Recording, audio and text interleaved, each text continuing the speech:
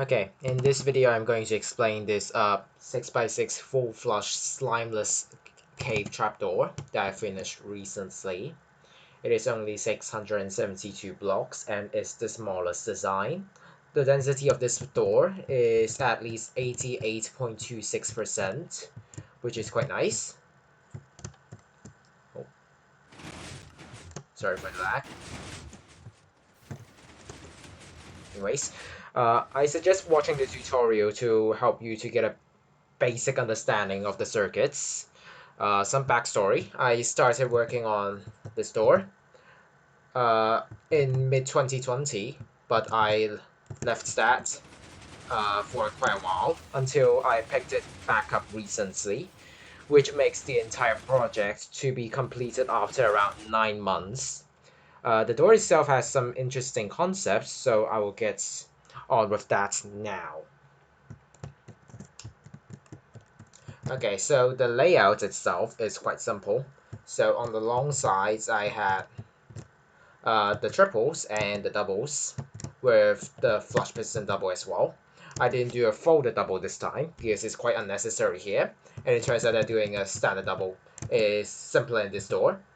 The sides are exactly the same as my 570 block 1, except with the addition of these corner flush block pistons.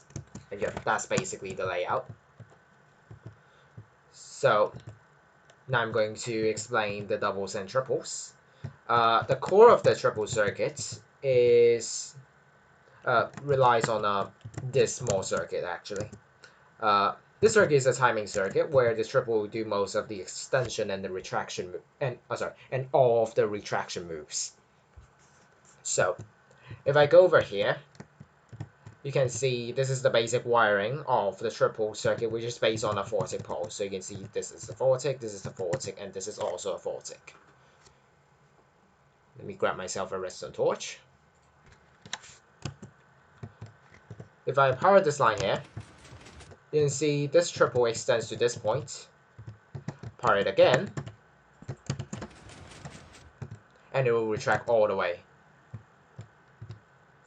And so you can see it abuses this redstone lamp, which will turn off after 2 ticks, and then it can power this final front piston of the triple, and yeah, thus it can do the entire triple retraction.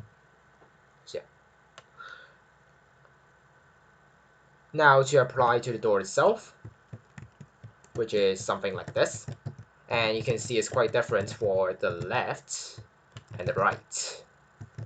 The left side is the more standard side, and you can see the delay is exactly the same as this module here, just without the 4-tick delay, like omits this 4-tick here. And of course, this works just as well. So we can ignore the doubles right now. And power it again. And you can see it retracts all the way.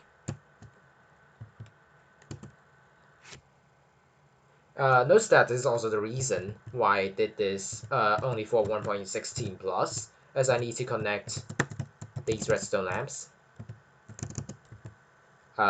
directly to the triple circuit. And the delay has to be very exact, and with a limited amount of space. If I fly to this door right here, you can see just how limited the space I have to do all of the triple wiring. So I use target blocks for the triple wiring. So yeah. The right side, however, is quite different from the left side, and it sadly cannot do the full job. This is because of the dust line carrier. Yeah. The left side relies on this this retic repeater powering through a block, thus powering both of these pistons.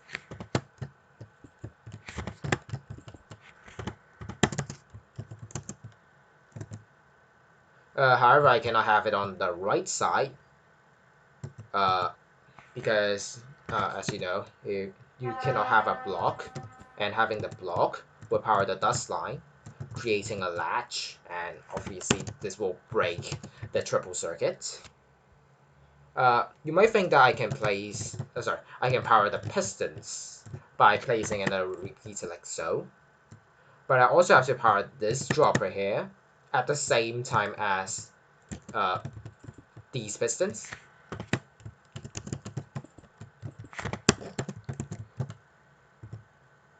And I figured out that powering this dropper at the correct time is more important than to power these pistons. So I have to add additional circuits to control the pistons. This means that I have to artificially add a 2-tick pulse to the pistons at this location, and this is the solution.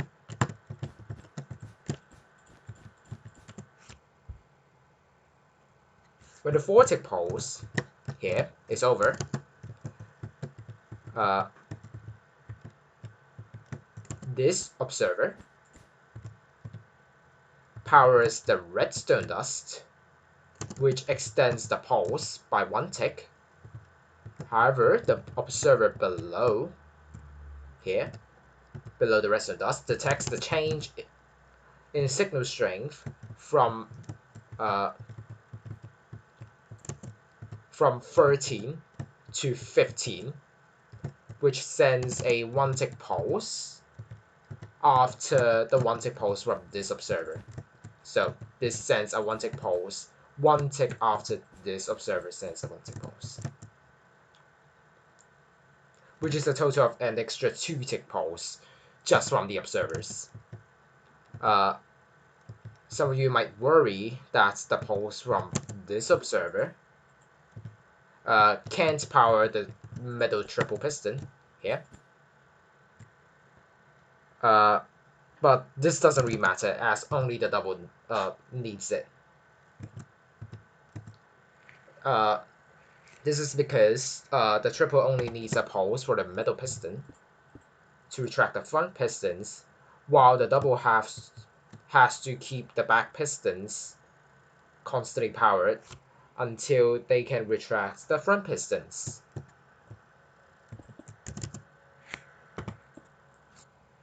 This circuit is also the reason why during the closing, this piston here gets disturbed. So if I were to power the line and actually do this pulse, we can ignore the double right now. You can see that this piston here burps out. And so let me retract this, and then so yeah.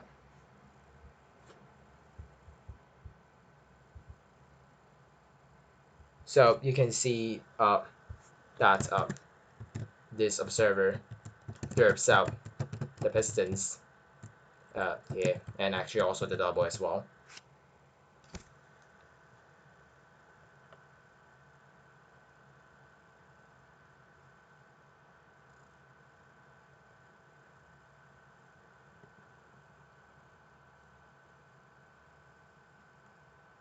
So yeah, you might think that this breaks the opening, but actually it doesn't. Like I actually just showed just now. So yeah, you can see the closing. You can see this piston gets disturbed, but the opening, it doesn't, surprisingly. What happens is when the 4-tick pulse is over, the lamp will pulse the front pistons after 4 ticks. So lamp has 2 ticks, 3 ticks, 4 ticks, and then turns off after 5 ticks because observer is a 1-tick pulse, which means that the pistons can only be extended again after 6.5 ticks because of one tick for the normal piston retraction and another half tick for the piston activation delay, which might doesn't really make sense for some of you maybe, but that's how it works. So just remember 1.5 tick for the piston to reactivate. There are two things that can potentially break the triple. One is the dust on top of the observer.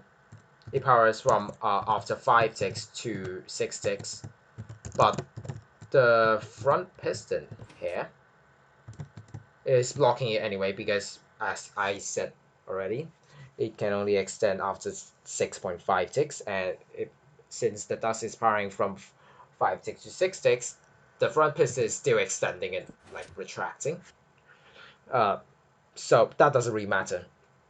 Another thing is the observer here pulses the pistons from after 6 ticks to 7 ticks, which is actually 0.5 ticks too early. So the pistons won't realize it unless they receive an update. So what will happen is, let me do this move first. So if there weren't blocks in front of the pistons, like I don't have these blocks, and also the triple would extend these blocks, so they don't have those blocks as well. The retraction of the front pistons, like these pistons and these pistons, will update the piston at the back. So the back of the double piston extender and the middle piston of the triple extender. So the front piston will update those pistons at the back, causing them to pulse. So, and we can see it right here. And as you can see, these two pistons pulse. But let me do another move first.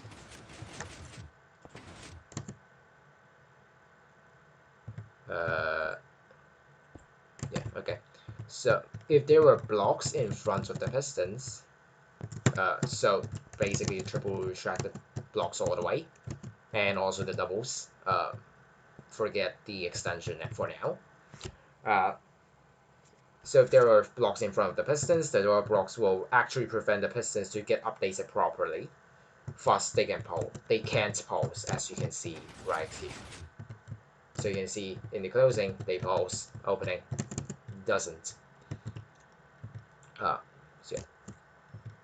So that's basically how it works. And some interesting note, you can actually add observers at this location, which will direct pistons to have a more symmetric animation. So if I have this here, you can see that these pistons are dirt, like so. So yeah, and for the opening, same thing as well. I can simulate the double extension for now. So you can see they also dirt during the opening, and you can imagine they're getting retracted. And then I can fire it again. So, yeah. So you can see the animation is more symmetric, and we can see that in the actual door as well. And if you look closely to this piston with an observer, or actually this one because this is closer to the input itself. If you look closely, during the observer pushing, this piston here gets 3 ticked instead of 2 1 ticks. And that's because of the additional observer poles here. That fills in the gap between the 2 1 ticks, and I'll explain more later. So let me show you that in action. So you can see here, that is a 3 tick. This is 2 1 ticks.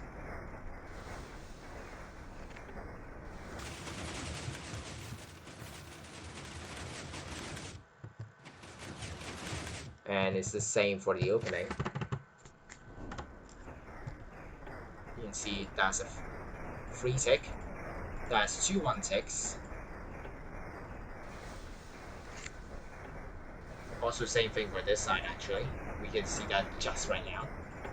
That's 3 tick. Those are 2 1 ticks.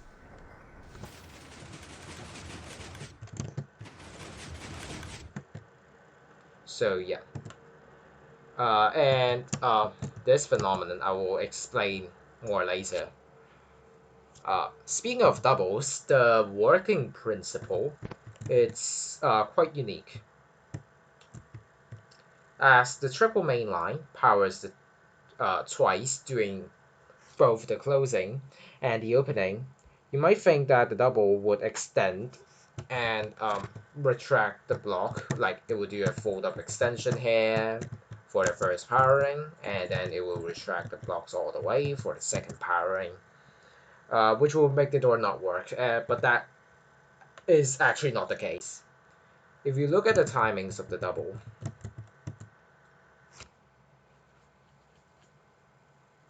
uh, you can see that the back pistons of the double uh, fires earlier than they should by 2 ticks. So what I mean is that this 1 tick is 2 ticks earlier than this 3 tick repeater. So, and the double, oops, don't, don't fall. Hang on. There we go. Oops. Uh, so, back to the doubles. So, you can see the doubles are like powered 2 ticks earlier for the back pistons. Because for a standard double, you'd have a 4 tick pulse running to the back, and then have a observer with one ticks the front pistons, and yeah, this is like your standard double situation. But in here, it actually powers 2 ticks earlier. And another thing is the front pistons of doubles are powered by these observers through a bud. This means that the front pistons need an update to get powered and one ticked. For the first powering of the triple main line, the front pistons are extended to this position. Yeah, this position. Uh, which means that the front double pistons never receive an update, thus they don't fire, as you can see, like so. It will just retract the blocks, really. But for the second powering, oopsies. Okay. For the second powering, the front triple pistons will be retracted to this position first, and since these observers like here and here fire at the exact same time, the front triple piston will update the front double piston, causing the double to one tick the block. And you can see it like so. Which means that the position of the front triple pistons acts as a toggle for the doubles, which is the most tricky part of the door, basically, as the major problem with the triple is that it also has to take care of the double for spacing reasons, while ensuring that the double will function properly. But the properties of the triple and the double are extremely different, such that it is previously thought that these two parts have to be separate, have to have separate circuits to control them, which will in turn make the door extremely difficult. With the triple mainline circuit like this, it breaks the belief as it controls both the triples and the doubles all in one circuit.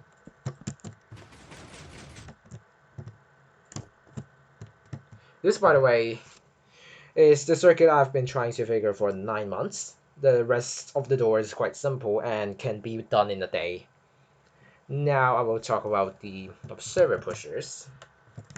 So, yes, here.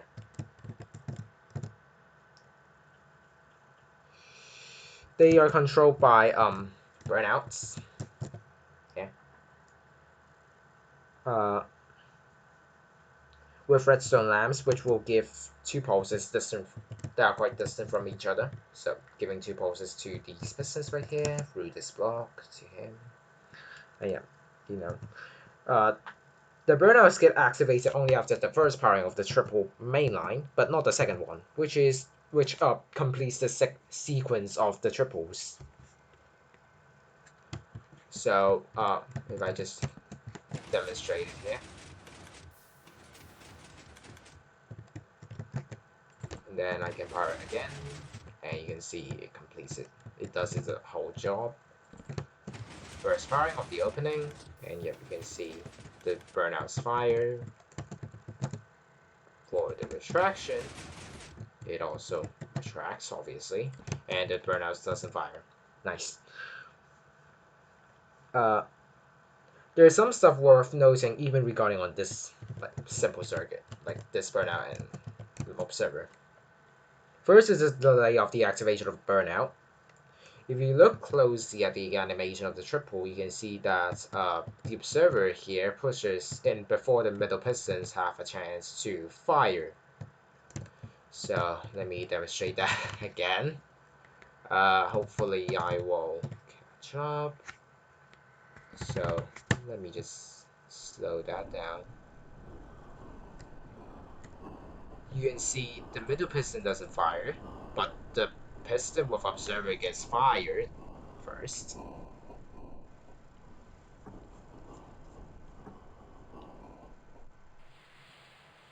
And we can speed up here. There we go.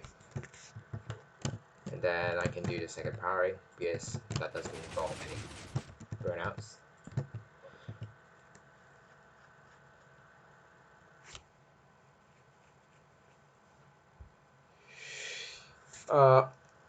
So, and you can also see that in the opening.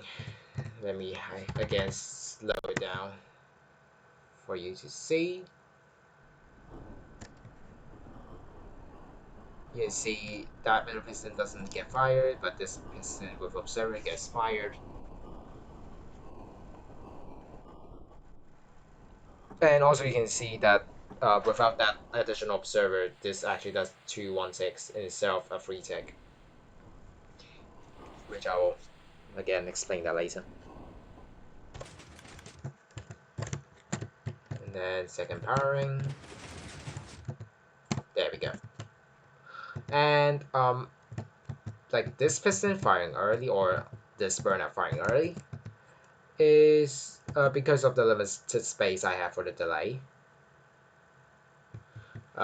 If we fly over to the door, I can actually show that door, but whatever. If you fly to here, you can see that just how limited the space I have to control this burnout triggering. So yeah, there isn't really much space left to trigger it.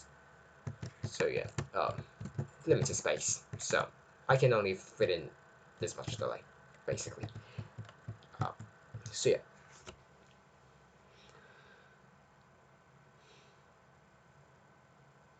So again, back to the observer.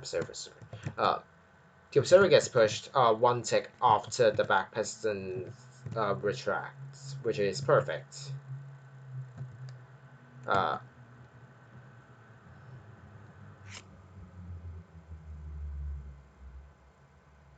yeah, okay. The second thing is how I activate the burnouts only after the first powering of the triple mainline. The answer is to have toggles. Both the left and the right side uses two toggles as they are detecting from a 4-tick pulse. It is worth noting that for the left side, this toggle must have the observer at this location. This here. So if I go over to the door, this here. Must have the observer at this location to prevent the observer from detecting this observer at the back, which is why I can only fill in this limited amount of delay, if you're wondering. For the right side,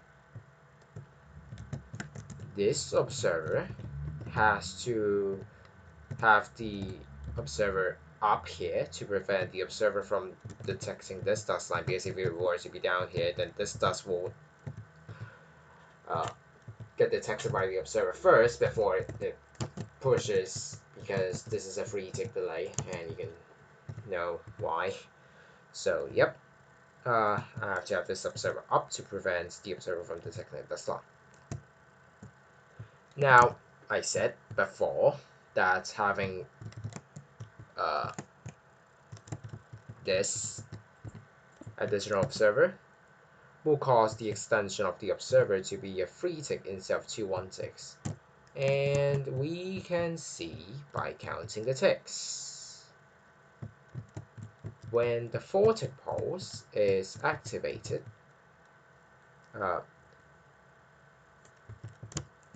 the observer here, or with the additional observer, but you know, like here, the additional observer basically has the same property as this one. The observer here will pulse after 6 ticks to 7 ticks, and after 10 ticks to 11 ticks. So, how do you count the ticks? This is the thing. So, 3 ticks from here. 1, 2, 3. So, after 6 ticks to 7 ticks. And this 4 tick pulse turns off, so that's additional 4 ticks. 7 ticks, adding 3. 8, 9, 10. So, 10 ticks to 11 ticks. Meanwhile, this observer here, no, sorry, this observer here will pulse after 9 ticks to 10 ticks, and after 11 ticks to 12 ticks. So, how do you count again? Well, this is a 4 tick, so 1, this is 2 ticks, so 3, this is 2 ticks, 5, another tick, 6, 7, 8, 9. So 9 ticks to 10 ticks. And so what about the 11 ticks to 12 ticks? Well, because pistons, if you detect a 1 ticking piston through an observer, it will give 2 1 ticks, and the gap in between is a 1 tick. So yeah, 9 ticks to 10 ticks, and then a gap between 10 ticks to 11 ticks, and then pulse it again from 11 ticks to 12 ticks. So yeah, so as I already said, you can know that there is a gap between tick 10 and tick 11, which this additional observer, fills in the gap, causing the piston to free tick the observer, which works just as well as an ordinary 2-1 ticks. So I'm going to slow it down again. Also, by the way, uses the game speed more, link in the description below. So you can see right here, that is a 3 tick. There we go, you see it.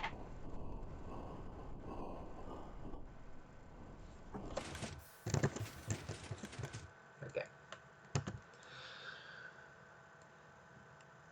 For the other side, which is the right side, let's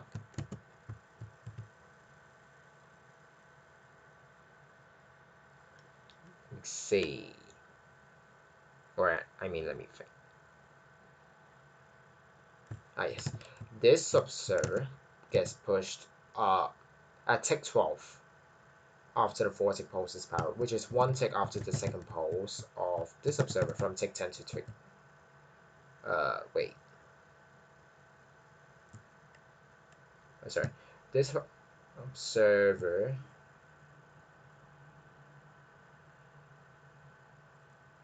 Yes. From tick 10 to tick 11. So, yeah. This observer pulses from tick 6 to tick 7.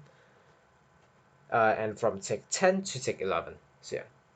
So, as this piston only pushes this observer at tick 12, which means it's 1 tick after the second pulse of this observer, which works obviously. So I can remove this observer, really, it doesn't really make a difference. I've explained that. Slow it down again. Oh, that's going to break.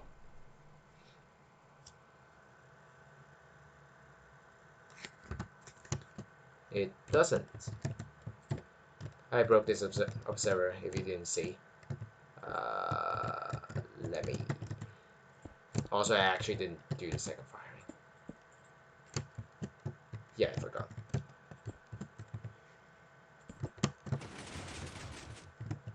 So if I slow it down right now and not trying to break the 4-tick repeater,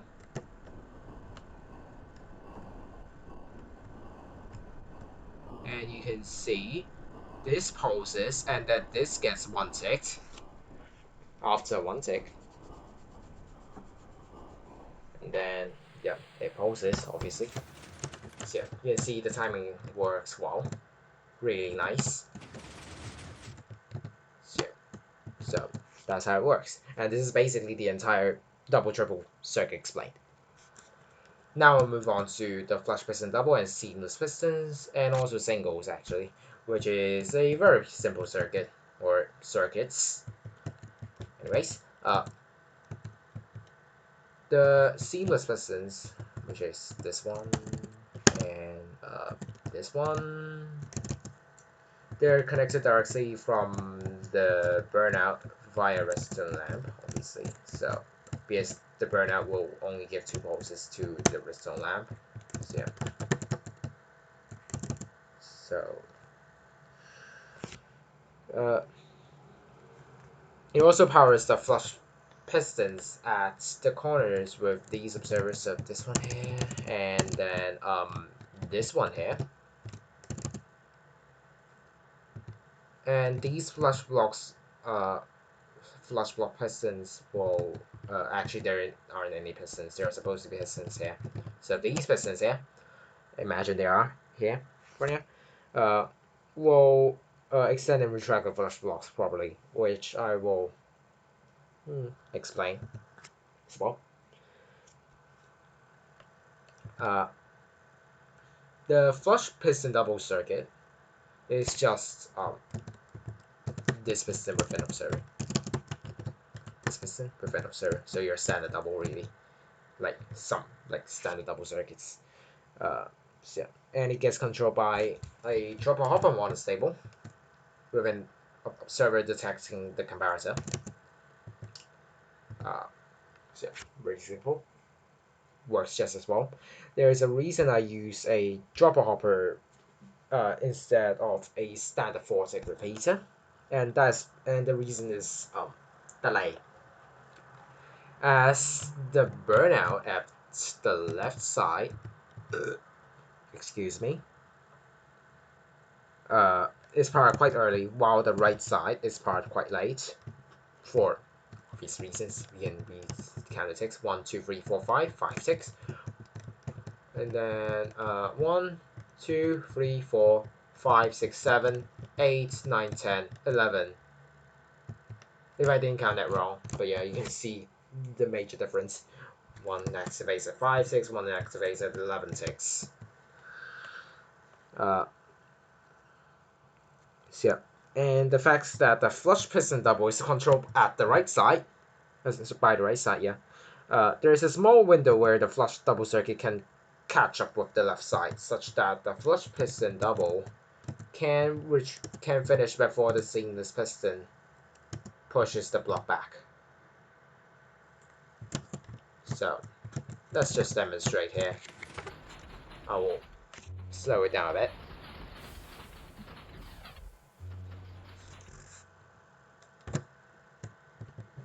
This also fires. Whatever. So second time it won't fire. Because this is the second powering, and yeah, now it will. You can see this extends, retracts, and yeah, you can see the block already gets pushed back. And yeah, you can see there's a small window, but I can make it work. It's not that hard. So using a 4-tick repeater here. So how do you connect it with a 4-tick repeater? Let me show that quickly, I guess. So if you were to use a 4-tick repeater, you would connect it like this. instead of like this dropper hopper is monostable with a comparator.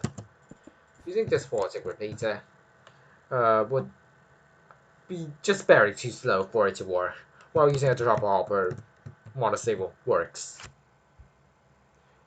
The dropper hopper monostable is connected from this hopper, which I just realized I have to do the second powering.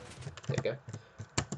So, from this hopper, which also triggers the burnout, which means that it will only fire once during the entire closing or the entire opening. The seamless piston actually controls for the singles as well. So yeah. When the piston pulls back the door frame block here, it only sends a single pulse to wait. Oh, sorry. Yep, I'm reading the wrong thing. When the piston pulls back the door frame block, it sends a double pulse to this piston and sends a triple pulse to this piston. As the observer will give a triple pulse when detecting a piston that receives a double pulse. When the piston pushes the door frame block, it only sends a single pulse to this piston and then a double pulse to this piston. So, if we count the amount of pulses it receives, this piston, a double pulse, so that's 2, and then a single pulse, that's 1, so that's 3. And then for this here, it will first receive a triple pulse, that's 3, and then receives a double pulse, that's 2, so 3 plus 2, 5. So yeah, as both of these singles pistons receive an odd amount of pulses, the singles work. And all the singles are connected in this way for 4 corners. So, yeah. So you can see this is connected like this, and this is connected like this. One interesting thing is like they are interconnected. Like this actually controls this, and this actually controls this, which is like crisscross. So yeah, that's quite interesting. So you can see the first powering, the burnout will control these, and then the second powering does nothing because the burnout doesn't fire. Opening, you can see it will spam a bit, but it ultimately worked. Second powering of the opening does nothing. So yeah, you can see they all work. With the explanation of flush piston doubles, seamless pistons, and singles out of the way, I will explain the sides now, which looks simple but does involve some planning complications.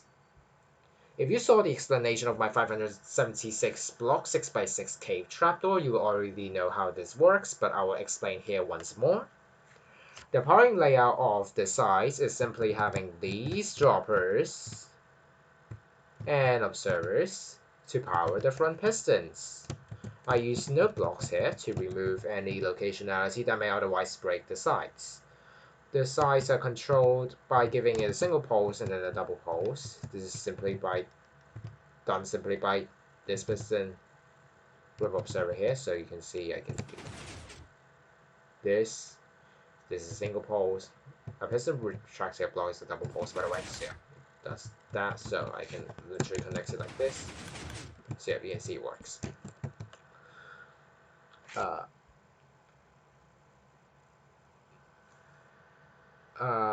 yeah. So this is done simply by, sorry, so yeah, you can see this is a way of doing it, but in the actual door this is another way. So this is done by this piston with observer here. So connecting to this like so. So if I just power this, first powering does this, second powering does this. First powering does single pulse, second powering does double pulse. Interesting. There we go. One interesting thing is that I need to use an iron trapdoor with glass pane. As using a piston, will distort the timings of the double pulse, which will break this side retraction. So Now, the sides themselves are simple, but the flush piston powering makes things complicated. So, it's pretty obvious oops, that the sides will get affected by these observers, which are from the flush piston powerings. So, these observers. Yeah. If the timings are wrong, the side doubles cannot extend or retract the block properly. So, here comes the abstract part. There are two solutions to solve this problem. The standard approach is to do all the pulses for the sides between the two pulses from the burnout. This is the burnout. Yeah, yeah, between the two or okay, the two pulses of the burnout also basically means the two pulses of the flush piston powering, which is this observer here. Yeah. So, which is how I did in my 576 block 1. This can effectively avoid any derps for the sides and is supposed to be the easier way to wire. However, this is not in my case, as many crucial wiring space for this approach has been occupied, which this is more complicated. Not going to explain that here.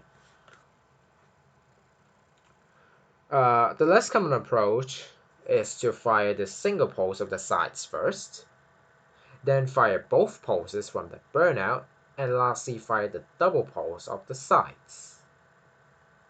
There are two disadvantages to this approach. The first one is that the animation of the door will be quite bad, as the approach allows the sides to derp twice from the burnout that connects to the flush piston powerings, but that's just a small sacrifice to make. If I go to the input here, you can see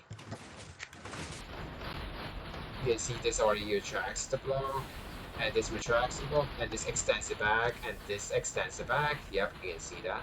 So you can see there's derps, like two extra powerings, which is unnecessary and really just a derp. So yeah, the same thing happens for the opening. So you can see this derps out, this will derp out too, and this will derp back in, and then this will also derp back in. Yep, you can see.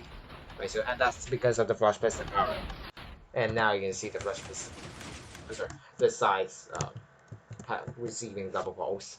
So yeah, but it's just animation, so that's not really much big of a deal. The second one is that the sides have to be faster than the burnout triggering, but only pulse again after the burnout finishes. This is why I have to use iron trapdoors with glass panes to make sure that the size gets a little delay as possible, because in fact, if I have a hopper, where's my hopper? Give me the hopper, thank you very much. If I have a hopper and an observer here, this will actually already break the sides, as it actually too takes the front piston. So this is already too much delay, and having this works perfectly. So yeah, this is why I need to have the trapdoor, to make sure the size gets a little delay as possible. The bigger problem is how to delay the double pulse, and that is the use of minecarts with cobwebs. Uh, well,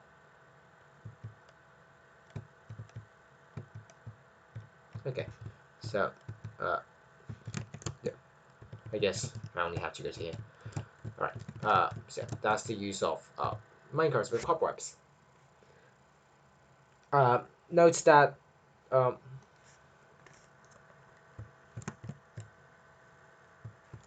this piston right here uh, is connected from the triple main line, which means you only push or pull this observer when the triple main line fires.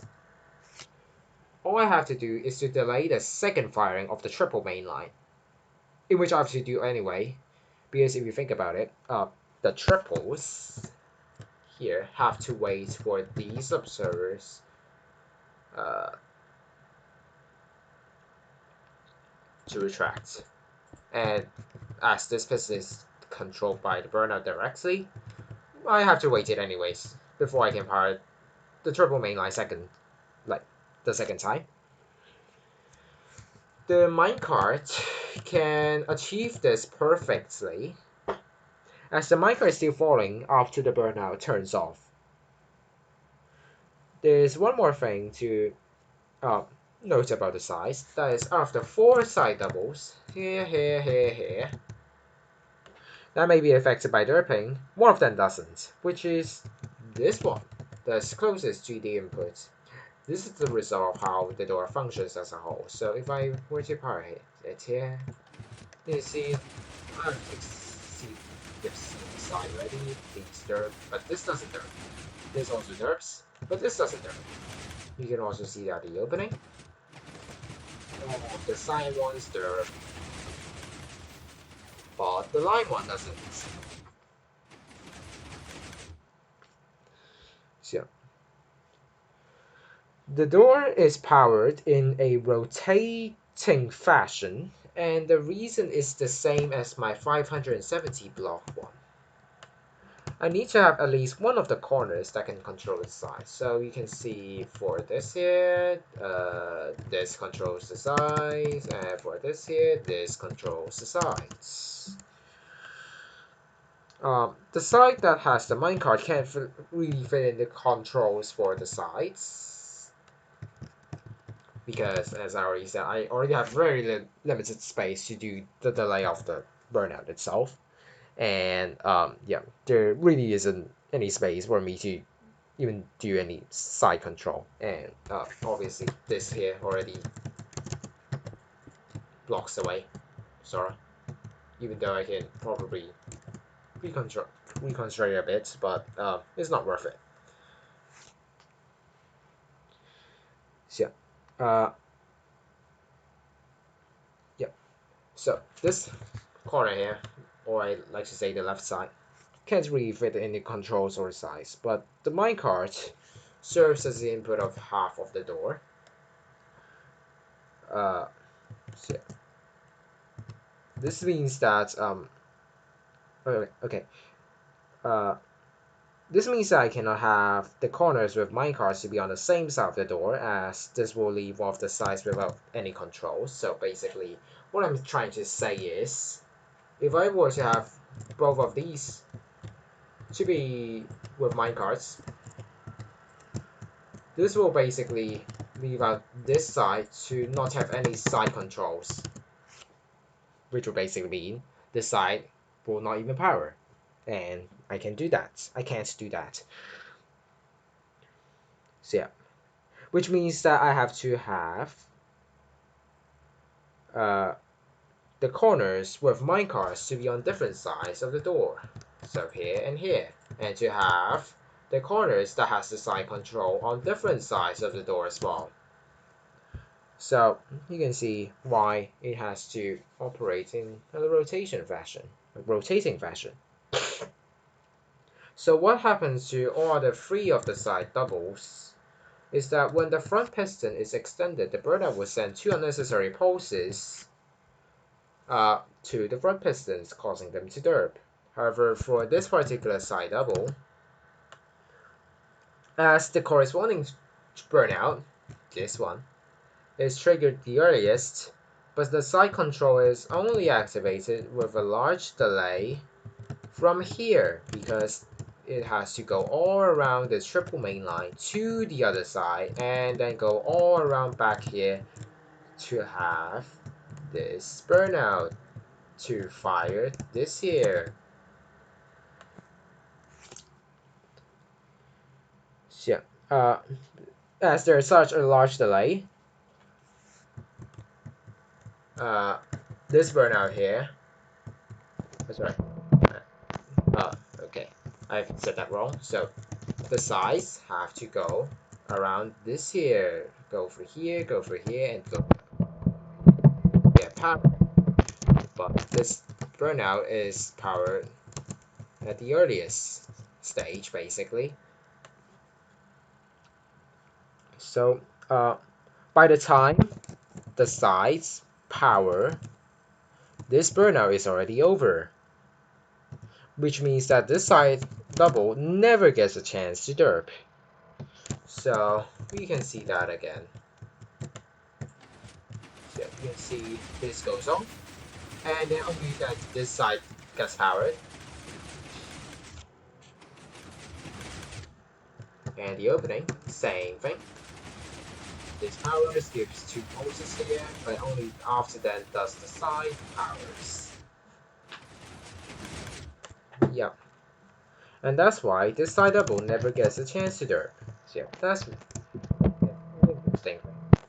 2 more things that are also part of the sides basically. One is the control of the flush block pistons at the corner, where the side control is located at. So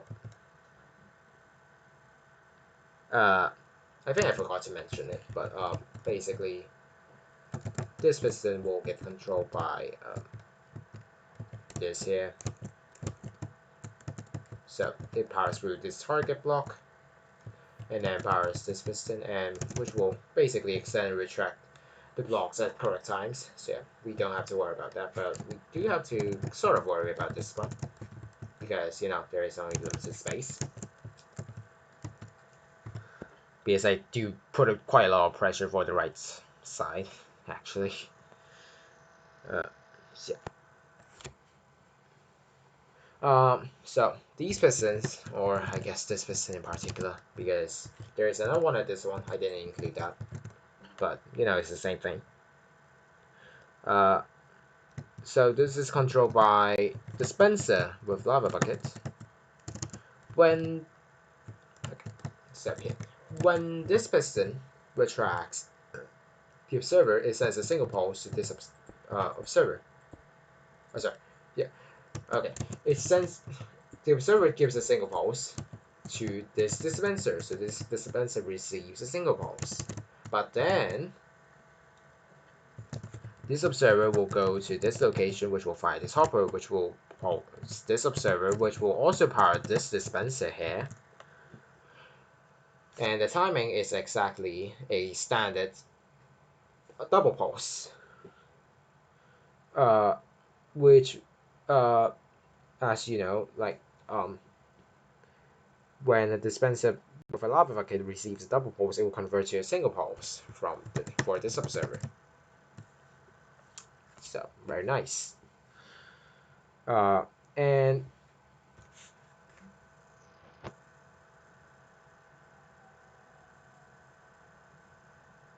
okay, so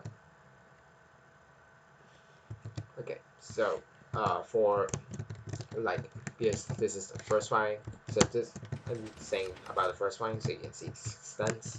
So for a second firing, this piston will push this observer back, which will obviously give a double pulse, which will obviously have the piston to retract the block, as you can see right there. So yeah, so this will work basically.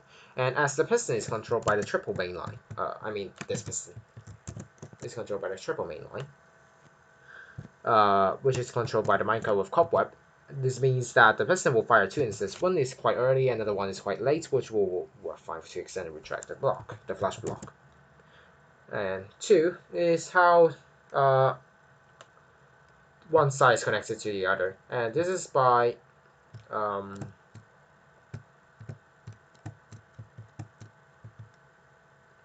this observer line, yeah, taken from the burnout. Sorry. Yeah, taken from the burnout and carry it to the other side. So you can see this observer take it from the burnout with a redstone lamp, take it, and then go to here. The use of this iron trapdoor with glass pane is to allow the signal to be transmitted as fast as possible while not updating the burnout next to it, as you can see right here. This is also the reason why I have to use a minecart with cobwebs in conjunction with burnouts. The redstone lamp powered by the burnout will give 2 pulses to the piston that pushes up the minecart. But this will work fine, as I said before. The pulses from the burnout to redstone lamps are less distant than pulses from the minecart with cobwebs, which means that the 2 pulses from the redstone lamp can only push the minecart up once, but not twice. So you can see it right here. First powering, you can see this actually powers twice, but the minecart is still falling, so it does nothing. second time, nothing happens. The burner doesn't even get fired. Yeah, you can also see this burner never gets fired due to this transmission. It only gets fired by the triple main line, which will eventually fire this burner itself. So, yeah. So yeah, that's basically the connection from one side to the other side.